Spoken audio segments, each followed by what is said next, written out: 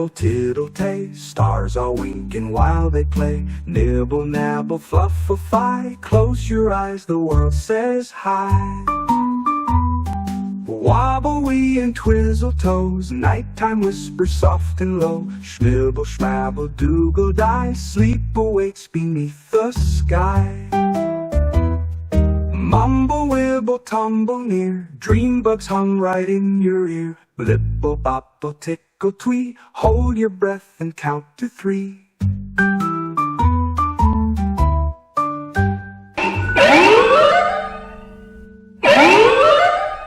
We interrupt your evening's broadcast with breaking news from the KNXR newsroom.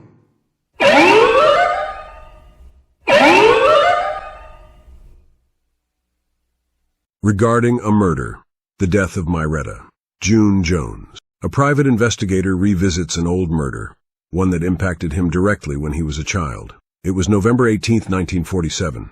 I had just turned 8 and was in the 3rd grade at Wayside Elementary School in the southern edge of Bakersfield.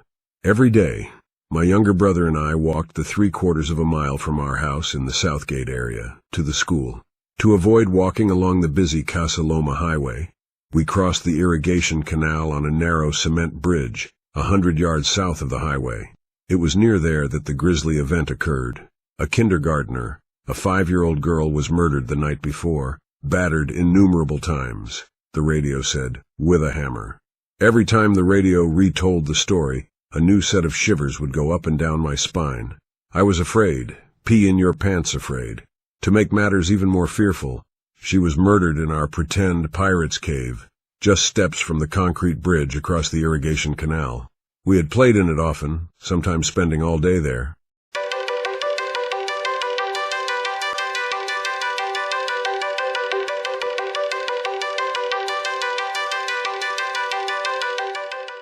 My parents sometimes called the neighborhood of small frame houses that clustered along the Casa Loma Highway the Okie Place. Billy Goat Acres was considered its nicer, more polite name. In 1947, many of the streets in Billy Goat Acres were not paved. Some of the houses were well built and included all the modern amenities, but certainly not all. Intermixed among the well-built houses were those that were quickly built of inferior materials, remnants of what had once been a temporary camp. The Okies had come to the valley during the Depression, initially taking farm jobs, picking cotton, or caring for the grapevines, or tending the valley's endless citrus orchards. The so-called Dust Bowl migrants came from Arkansas, Texas, Kansas, Nebraska, and, of course, Oklahoma.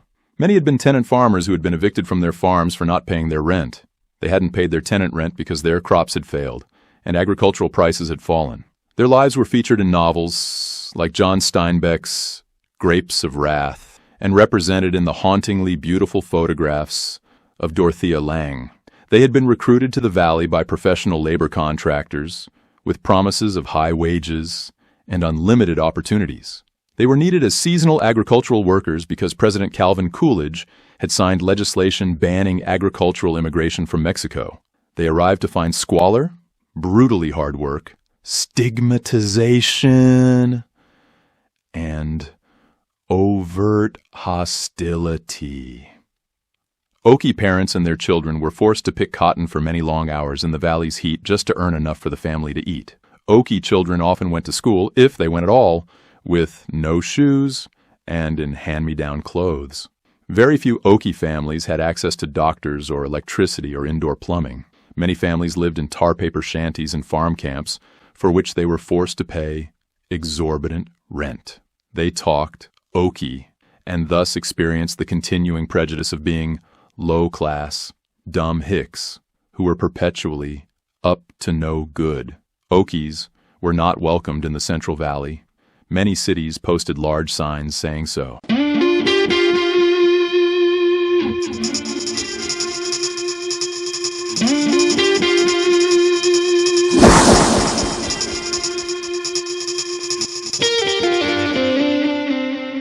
By the late 1940s, things had improved for the Dust Bowl emigrants.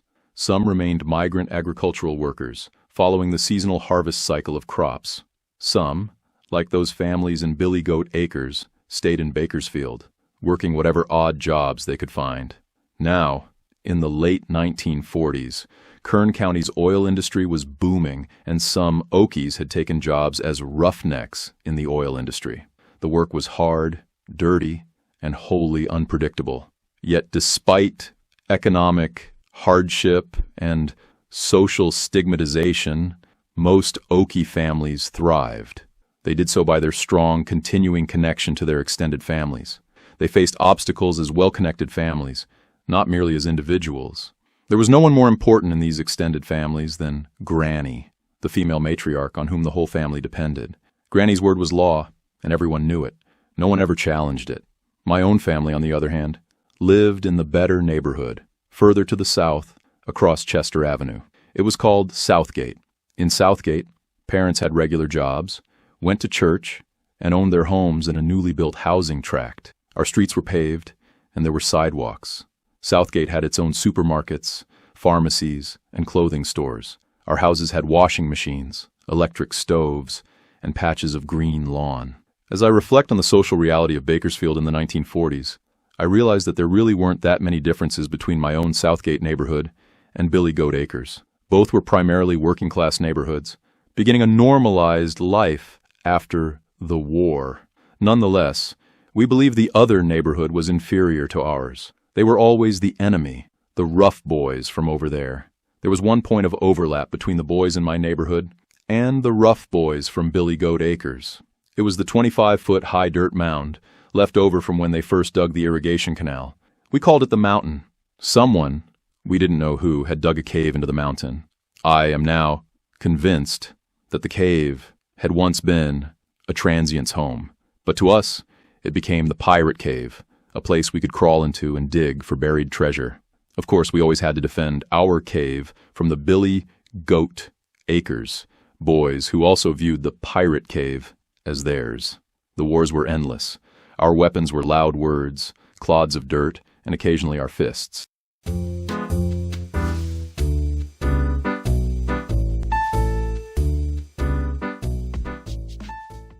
I gradually regained my composure, and my intense fears subsided. A week or so after the first news stories broke, we were sitting at our dinner table when my father calmly announced that they had found the little girl's murderer. It was an older girl with some mental issues. He said no more. No one in my family ever spoke of the events again. Even though the radio news was no longer allowed in my house, the murder remained a major news event for Bakersfield. It remained so until the older girl's trial had concluded, until justice had been meted out. One day, on my way to school, I noticed that someone had brought in a bulldozer and completely removed the pirate mountain.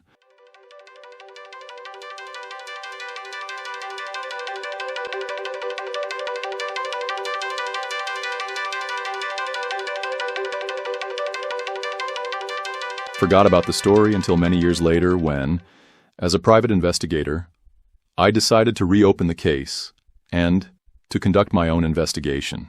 For reasons that I will explain more later, I have chosen to assign a fictitious name to the crime's perpetrator.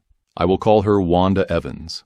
However, I will honor the victim by retaining her real name, Myretta June Jones. I began my investigation in the archives of the Bakersfield newspaper. I knew the date. It is one that I have never forgotten. I also knew that there had been extensive news coverage of the case. However, I was unprepared for the sheer volume of news coverage. I filled a very large file folder with clippings. I could easily have filled 2 more. I was immediately struck by how different news coverage was in 1947 versus today, 2003. The newspapers carried many large, above-the-fold photographs of the murder scene, the victim's blood-stained clothes, the young accused girl, Wanda, and her family, and the various witnesses interviewed by the police.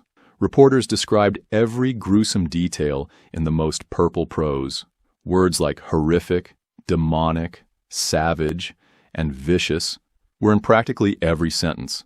The newspapers even printed the entire psychological report prepared by the psychiatric team at Camarillo State Hospital, noting that the Wanda had a mental age 2 years behind her actual age, had suffered early brain damage, and that the events may have been provoked by an increased sexual tension coinciding with her first menstrual period just a few days earlier.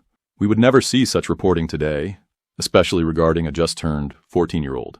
If I had been the attorney defending the young Wanda for this crime, I would have immediately requested a change of venue.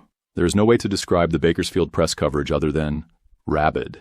After I obtained my folder of press stories from the newspaper's archives, I then visited the Kern County courts and requested a transcript of the trial and photographs of the evidence submitted. The trial itself was quite brief. The most significant issue was whether Miss Wanda Evans would be tried as an adult or as a juvenile. Wanda Evans became one of the youngest women ever convicted in a California court for first-degree murder. She was sentenced to life imprisonment without the possibility of parole.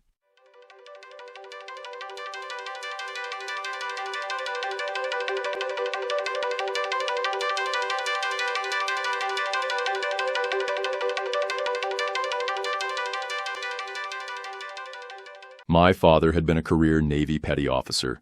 Just before Christmas in 1946, his ship, the U.S. Cowpens aircraft carrier, landed in San Francisco, and he was discharged. He took the train down to Bakersfield, where his family had lived since the 1860s. He joined my uncle in the family's pump maintenance business and bought a home close to the newly constructed Wayside Elementary School. My father was a dedicated member of the Kern County Sheriff's Auxiliary. He spent most weekends assisting the sheriff's office in its many duties, often riding with deputies on patrol. Because Billy Goat Acres was outside the city limits of Bakersfield, it fell to the sheriff's office to patrol the neighborhood.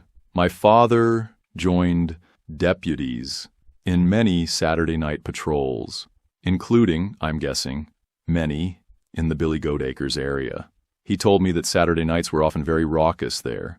He said he saw lots of drinking and a fair number of fights.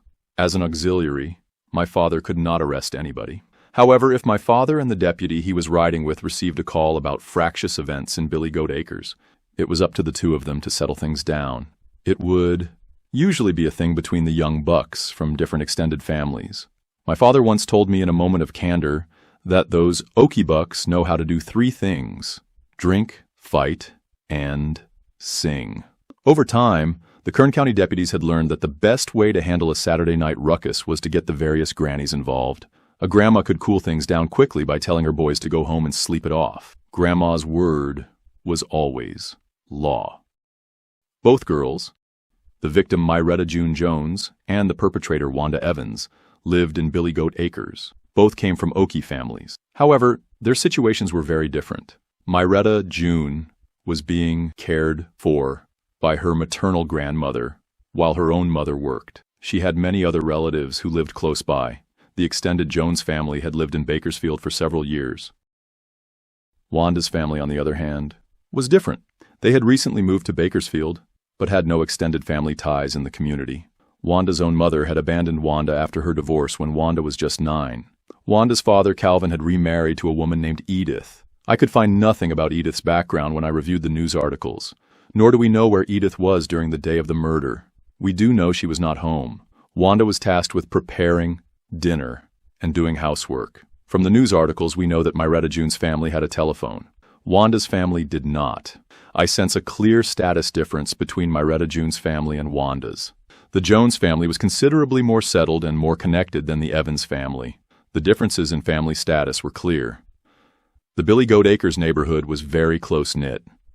It is notable how many different witnesses saw the two girls together on the afternoon of Myretta June's murder. Altogether, the investigation found about 20 witnesses, including Wanda's older brother Harry. Name change. Although the radio and newspaper reporters kept raising the specter of an unknown male culprit. Within the very first hour, from witness interviews, the investigators knew there was no such perpetrator. Their attention was immediately drawn to Wanda. Many children from Billy Goat Acres were, of necessity, left to fend for themselves. Family incomes were small and often erratic. Many of the community's families had to work an assortment of different odd jobs to make ends meet. This meant that children were often left without supervision. The so-named mountain became a favorite place for kids to play and to gather. Its cave was a special place to hide from older children and from adult authority. The evidence I have seen convinces me that Wanda had often been to the Pirate's Cave, and that she understood that it was a place where adults never came. It was just 6 houses, less than 1 minute, from Wanda's. There was no fence blocking off the irrigation canal, so it was easy to get to. However, I'm not sure whether Moretta June had ever been there before. Unlike many other neighborhood children, Moretta June was under the strict supervision of her granny, who might well stop any potential excursion to such a wild place.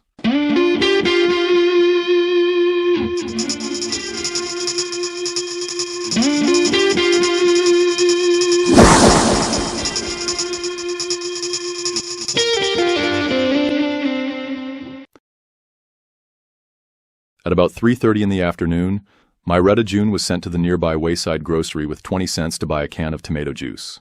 She never came back. At the store, she met Wanda Evans. Wanda and Moretta June left the store together and went to Wanda's house, where Wanda peeled potatoes, swept the house, and did some other chores. At Wanda's suggestion, the 2 girls went to the Pirate Cave. Wanda was then seen next to the irrigation canal washing off her blouse. Wanda went home, ate her dinner, but went to bed early without listening to the radio.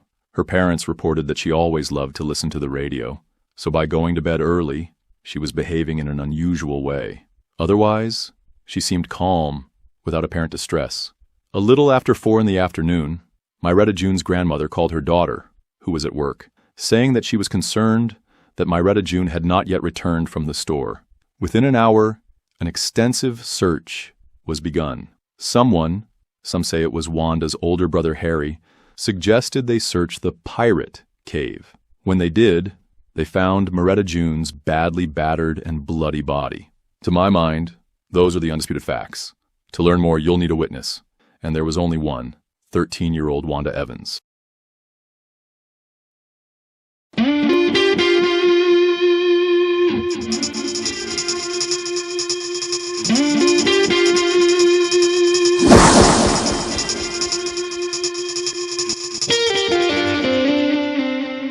The so-named Pirates Mountain became a favorite place for kids to play and to gather. Its cave was a special place to hide from older children and from adult authority. The evidence I have seen convinces me that Wanda had often been to the Pirates' Cave, and that she understood that it was a place where adults never came, and it was just 6 houses, less than 1 minute, from Wanda's. There was no fence blocking off the irrigation canal, so it was easy to get to. Both girls, the victim Moretta June Jones and the perpetrator Wanda Evans, lived in Billy Goat Acres. Both came from Okie families. However, their situations were very different. Moretta June was being cared for by her maternal grandmother, while her own mother worked. She had many other relatives who lived close by. The extended Jones family had lived in Bakersfield for several years. Wanda's family, on the other hand, was different. They had recently moved to Bakersfield, but had no extended family ties in the community. The Billy Goat Acres neighborhood was very close-knit. It is notable how many different witnesses saw the 2 girls together on the afternoon of Moretta June's murder. Altogether, the investigation found about 20 witnesses. Police investigators broke the tiny 13-year-old during their 3rd round of intense questioning. They reported that she had made a full and complete confession. At her trial, she pled guilty and was sentenced to life in prison. I am a trained criminal investigator who has conducted many interrogations.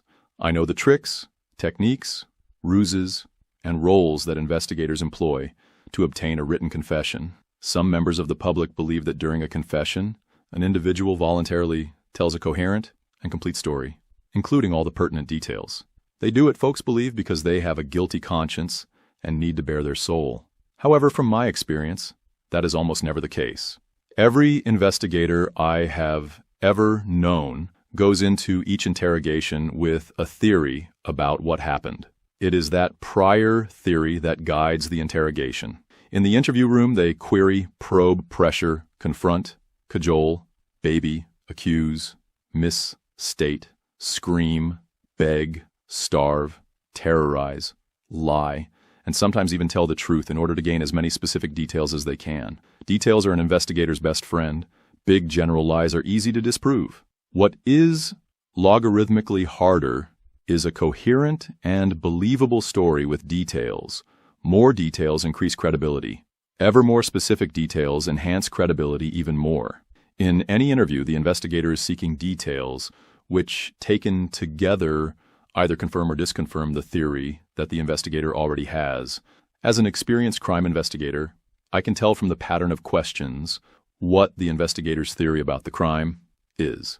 As I read and reread Wanda Evans's confession, I can clearly see the theory in which the 1947 investigators believed. Unfortunately, as I now look at that theory, I can see that in most respects, it was completely wrong. The Bakersfield investigators had two theories to explain the murder of the kindergarten girl.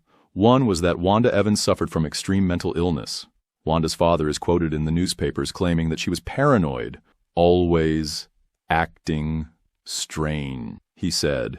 In response to this theory, the court ordered Wanda Evans to undergo extensive psychological evaluation at the nearby Camarillo State Mental Hospital. Wanda spent 3 months undergoing psychiatric evaluation. It was discovered that Wanda had endured serious brain trauma as an infant. Still, she was eventually found to be dull-witted but sane. The second theory was the one that was invoked in her harsh sentencing. Wanda Evans was deemed a lesbian predator who had sought to seduce the tiny kindergartner.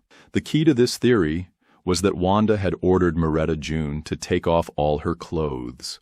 The 5-year-old was found beaten and naked.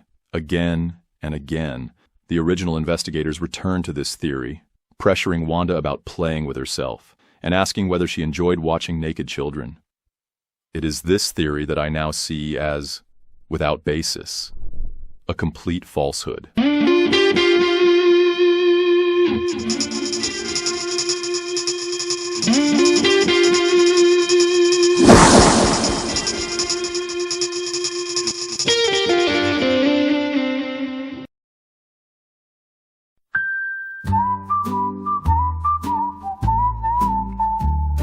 Snorble, whimsy, dongle-dee, moonlight dances on the sea. Piddle, paddle, whipple, woo, dreams are waiting just for you. Zimble, zamble, tiddle-tay, stars are winking while they play. Nibble, nabble, fluffify, close your eyes, the world says hi. Wobble wee and twizzle toes, nighttime whisper soft and low. Schmibble, schmabble, doogle die, sleep awaits beneath the sky. Mumble, wibble, tumble near, dream bugs hum right in your ear. Blibble, bobble, tickle, twee, hold your breath and count to 3.